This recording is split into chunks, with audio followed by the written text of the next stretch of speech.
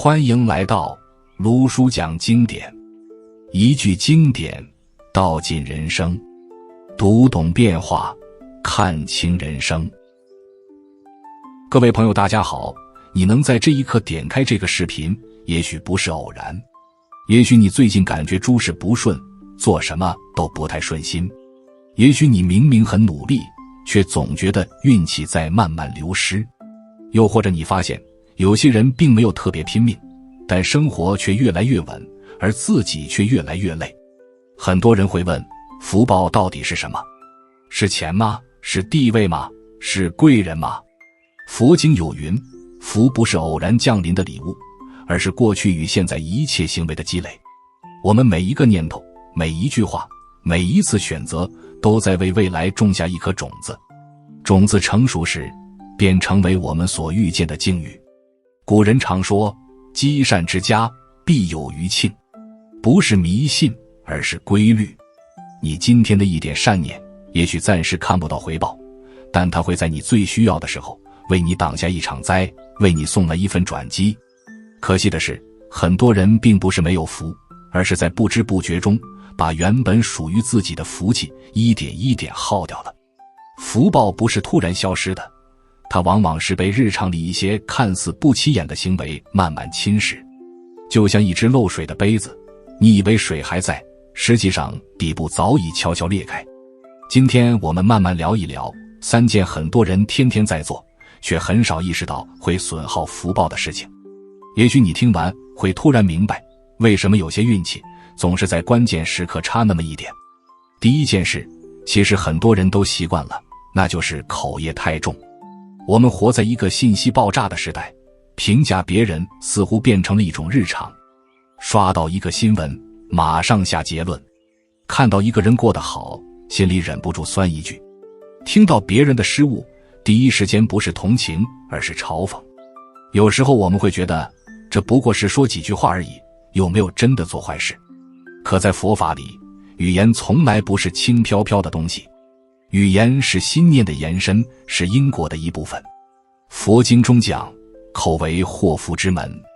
一个人命运的转折，往往从一句话开始。你的一句鼓励，可以救一个人；你的一句冷嘲，也可能毁掉一个人的信心。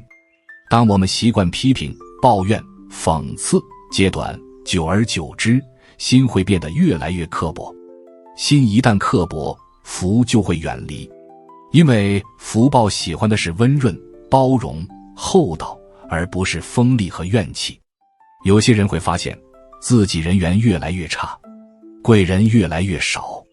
明明没有得罪谁，却总觉得气场不对。其实很多时候，是因为嘴巴太快，心太急。话说出口，伤了别人，也耗了自己。古人讲，祸从口出，不是为了吓人，而是提醒我们，语言是一种能量，你释放什么，就会吸引什么。如果你长期在背后议论别人，久而久之，你也会活在被议论的环境里。你对别人苛刻，生活就会对你苛刻。因果不是报复，而是回响。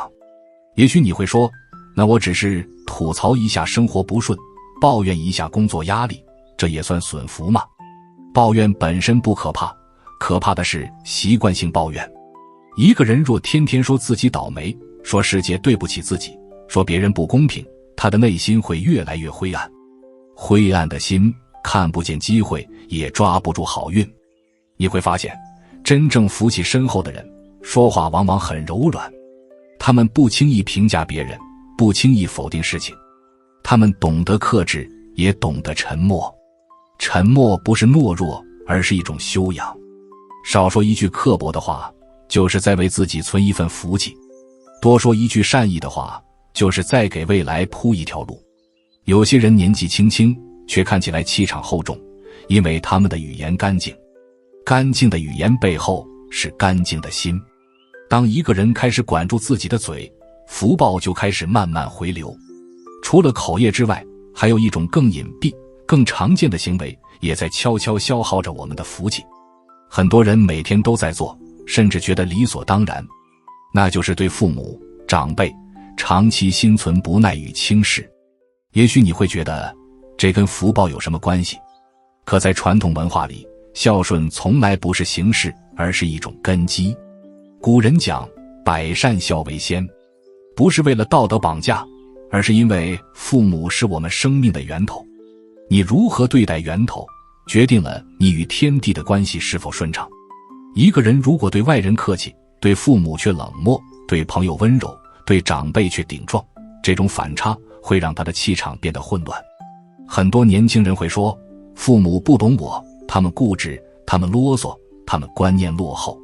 也许确实如此，每一代人都有自己的局限，但即便如此，态度依然可以温和。福报不是看你有没有分歧，而是看你有没有感恩。你可以不同意父母的看法，但不必用伤人的语气。你可以坚持自己的选择，但不必用轻蔑的态度。当一个人习惯对父母翻白眼，对长辈不耐烦，对家人冷嘲热讽，他的心会慢慢变硬。心一硬，福就难进。因为福气流动的通道是柔软与感恩。一个不懂感恩的人，很难真正接住好运。你可能见过这样的人，在外面人缘很好，事业也不错，但家庭关系紧张，内心却始终不安。那种不安其实是一种失衡。当我们对最亲近的人失去耐心，我们也在失去内在的稳定。有些人总说自己运气不好，却忽略了自己是否常常让父母寒心。你可以不完美，但不能无情。有时候一句简单的关心，一个耐心的回应，比任何礼物都重要。福报不是烧香换来的，是在日常点滴里累积出来的。当你开始对父母多一点体谅，对长辈多一点尊重，你会发现很多事情变得顺了。不是迷信，而是心态改变后，整个人的气场发生了转变。我们常常想改变命运，却忽略了最基本的根。接下来我们要聊的第三件事，可能更贴近现代人的生活，而且极其普遍。很多人甚至把它当成一种聪明，可它却在不知不觉中把福气一点点消耗掉。刚才我们说到第三件事，它非常普遍，甚至在很多人看来是一种精明，是一种本事，那就是占小便宜的习惯。你可能会觉得这不过是生活中的小聪明，能省一点是一点，能多拿一点是一点，别人不计较，我为什么要计较？可很多人没有意识到，真正消耗福报的不是金额的大小，而是心态的方向。当一个人习惯性地想着怎么多占一点，怎么少付一点，怎么钻一点空子，他的内心会慢慢被算计填满。久而久之，心就不再宽广，而是越来越狭窄。古人说厚德载物，一个人能承载多大的福气，取决于他的德行有多厚。德行不是嘴上讲出来的，而是在没人监督时的选择。比如在公司里，明明知道这是公家的资源，却顺手多拿一点。比如在朋友之间，轮到自己买单时，总是想办法推掉。比如在合作时，总想把好处多留给自己一点。每一次小小的占道，都像是在账本上写下一笔亏空。也许短期看不到什么后果，但久了，气场会变。你会发现，爱占小便宜的人，往往也容易遇到爱算计自己的人。因为你发出的频率就是这样的频率。福报是一种流动的能量，你愿意付出，它就愿意流向你。你处处计较，它就慢慢停止。有些人总觉得自己很聪明，处处精打细算，可人生却越来越辛苦，因为他赢了小利，却失了大局。真正福气深厚的人，往往有一种气度，他们不急着争那一点点，他们知道眼前的让步不是吃亏，而是在为未来铺路。佛法里讲因果，讲布施。布施不是单只捐钱，而是愿意在能力范围内为别人多承担一点。你多承担一分，福就多积一分。当你改变思维，从我怎么多拿变成我能多给什么，你的人生轨迹会开始变化。你会吸引到同样大气的人，你会遇到愿意帮你的人，你会发现机会开始主动靠近。这不是玄学，而是规律。人这一生其实就是在不断交换能量。你若总想着索取，能量就会枯竭；你若懂得给予，能量就会循环。有的人说，我生活本来就不容易，还让我不计较，不占便宜，我不是更吃亏？可你仔细观察，那些真正过得稳的人，并不是靠占便宜翻身的，他们靠的是诚信，是口碑，是长久的信任。信任本身就是最大的福报。当别人提起你时，说的是这个人可靠，而不是这个人精得很，你已经在为自己积累无形的财富。说到这里，也许你会发现，这3件事其实都指向一个核心，那就是我们的心。语言刻薄是心不柔，对父母冷漠是心不感恩，爱占便宜是心不宽。当心越来越狭窄，福报自然无处安放。很多人求转运，求发财，求顺利，却忽略了最根本的一点，运不是外面给的，而是里面生的。当你开始修正内心，外在才会慢慢调整。或许你会问，那我以前已经做过这些事情，是不是福气已经耗光了？其实不是，因果从来不是绝对的惩罚，而是动态的调整。你过去种下什么，会结出相应的果，但你此刻的觉醒本身也是新的种子。只要你从今天开始收敛口舌，多一点善意，对父母多一点耐心，多一点理解，对利益少一点算计，多一点坦荡，你就在重新为自己储蓄福气。很多人改变命运的转折点，不是突然得到什么，而是突然停止了某种消耗。当漏水的地方被补上，杯子自然会慢慢装满。你也许没有察觉，其实你的福气并没有离开，只是被一些习惯挡住了。除了行为本身，还有一种更隐秘的消耗方式，它不是发生在外在，而是藏在你的念头里。它不会被别人看到，却会悄悄影响你的气场。很多人每天都在做，却从来没有意识到。有一种消耗福报的方式，比说错话更隐蔽，比占便宜更难察觉。它不需要开口，也不需要行动，只在心里发生。那就是嫉妒与怨恨。很多人不会承认自己嫉妒，我们更愿意说，那只是看不惯，是替自己不平，是觉得不公平。可当别人的成功让你心里发紧，当别人的幸福让你暗暗难受，那股情绪其实已经在消耗你。嫉妒最伤的从来不是对方，而是自己。佛经有云，贪嗔痴为3毒。嗔不只是发火，也包括内心长久的怨气。你也许表面平静，可内心不断比较，不断计较，不断对别人的好感到不舒服，这种能量会慢慢侵蚀你的福气。因为福报是在喜悦与祝福中生长的。当你真心为别人高兴，你的心是打开的，心一打开，能量就流通。可当你看到别人过得好，内心却收紧，甚至暗暗希望对方跌下来，你的气场会变得沉重。沉重的心很难吸引轻盈的运气。有些人总觉得，为什么好事总轮不到自己？可当机会真的出现在身边时，他的第一反应不是把握，而是怀疑；不是祝福，而是酸楚。这样的状态很难承接好运。古人讲，见贤思齐，看到别人优秀，不是去否定，而是去学习。别人过得好，是在告诉你，这条路是可以走通的。如果你把别人的成功当成对自己的威胁，你的世界就会越来越小。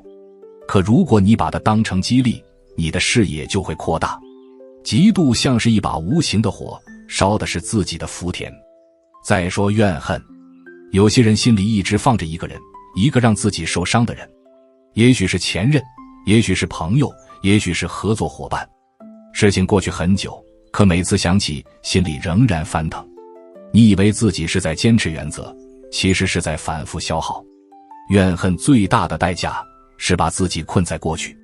佛法讲放下，不是叫你忘记是非，而是放下那份执着。执着越重，福报越难流动，因为你的心被过去占满了。一个人若天天在脑海里重播旧伤，他的能量就停留在那一刻。新的机会来到，也会被旧情绪挡住。很多人希望转运，却不愿意放下仇恨；希望顺利，却不肯释放怨气。其实真正的强大，不是报复成功，而是你已经不需要报复。当你不再被某个人牵动情绪，不再因为某段关系起波澜，你的福气就开始回归。你会发现，轻松是一种很贵的状态。一个内心清爽的人，走到哪里都顺，因为他没有沉重的负担，没有复杂的算计，没有暗暗较劲的比较。当然，我们都是普通人，情绪难免会有。关键不是从此没有嫉妒，也不是从此没有怨气，而是你能不能及时察觉，及时调节。当嫉妒升起时，问问自己，我能从中学到什么？当怨恨浮现时，问问自己，我是否愿意为这份情绪继续付出代价？你会慢慢发现，原来很多消耗是可以停止的。有时候我们并不是福气不够，而是把太多精力放在无意义的情绪上。当你学会祝福别人，你的世界会变宽；当你学会释怀过去，你的脚步会变轻。说到这里，也许你已经意识到，真正损耗福报的，不只是行为，更是内心的状态。可还有一种更深层的消耗方式，它看似积极，看似努力，甚至被很多人称赞。可若走偏了，同样会让一个人越来越疲惫。那是一种过度执着。有一种消耗福报的方式，往往披着上进的外衣。它不是懒惰，也不是堕落，而是过度执着。很多人从小被教育要拼，要争，要赢，于是我们习惯把一切都抓得很紧。工作要做到最好，感情要牢牢掌控，机会一个都不能放过，别人说的话也要反复琢磨。表面看，这是积极，是努力，可当执着过头，心就失去了弹性。佛法里常讲中道，不是极端，也不是放弃，而是在进退之间找到平衡。一个人若凡事都要结果，凡事都要确定，凡事都要按照自己的预期发展，他的心会一直绷着。绷得太紧的弦终究会断。执着的本质是不愿接受变化，而人生最真实的状态恰恰是无常。你越想控制，越容易失控；你越想抓牢，越容易滑落。有些人为了一个目标，几年都活在焦虑里，成功了也没有真正的喜悦，因为下一件事已经压上来；失败了更是自责与懊恼。久而久之，福气还没来，身体先垮了，情绪先乱了，人际先紧张了。福报不是靠紧绷吸引来的，福报喜欢的是松弛，是从容，是一种你尽力而为却不过度强求的状态。古人说，尽人事，听天命，不是消极，而是明白自己能做的与不能掌控的界限。当你努力时全力以赴，当结果出来时坦然接受，这种心态本身就是积福。过度执着的人往往容易走向另外一种消耗，那就是攀比。看到别人升职，自己心急；看到别人买房，自己焦躁；看到同龄人过得好，便怀疑自己是不是落后。比较本身没有错，但如果比较让你失去自信，让你焦虑失眠，让你对当下失去满足，那就是在透支。每个人的因缘不同，有人早开花，有人晚结果。若你只盯着别人的节奏，就会忽略自己的步伐。福报像一条河，有人走得快，有人走得慢，但只要方向对，终究会抵达属于自己的岸。当一个人开始放下过度的执念，不再用别人的标准衡量自己，他的内心会变得宽广。宽广的心才能承载更大的福。你会发现，那些真正过得顺的人，并不是最拼命的那一个，而是最稳定的那一个。他们知道什么时候该用力，什么时候该放松，知道什么该争，什么不必争。说到底，损耗福报的根源从来不是外在环境，而是内心的失衡。口舌刻薄是失了慈悲，对父母冷淡是失了感恩，爱占便宜是失了厚道，极度怨恨是失了清明，过度执着是失了自在。当这些慢慢叠加，福气自然变薄。但请你记住，福报不是一张一次性的票，它是可以不断积累的。从今天开始，少说一句伤人的话，多给父母一个温和的回应。面对利益时，问问自己是否可以更坦荡一点。看到别人成功时，试着真心祝福。面对得失时，提醒自己顺其自然。这些看似简单的小改变，会在时间里慢慢发酵。也许你不会立刻暴富，也不会马上翻身，但你会感觉到心开始安定，关系开始柔和，机会开始靠近。福气最喜欢停留在内心平稳的人身上。当一个人不再急于证明，不再处处计较，不再执着控制，他的气场会变得温润而有力量。那种力量不张扬却长久。很多人问，怎样才能转运？其实转运不是去求什么，而是停止消耗。当漏的地方补上，当心的杂草清理，当情绪归位，你原本拥有的福就会慢慢显现。愿你从今天开始，不在无意中透支自己的福气。愿你在人生的每一步里都多一分清醒，多一分温和。当你把心修好，运自然会跟上。这一生很长，不必急，把福气养厚比什么都重要。如果这一集对你有所提醒，欢迎订阅卢叔讲经典，并开启小铃铛，让经典的话在你需要的时候再次出现。用经典照见人心，用时间验证智慧。我们下节课再见。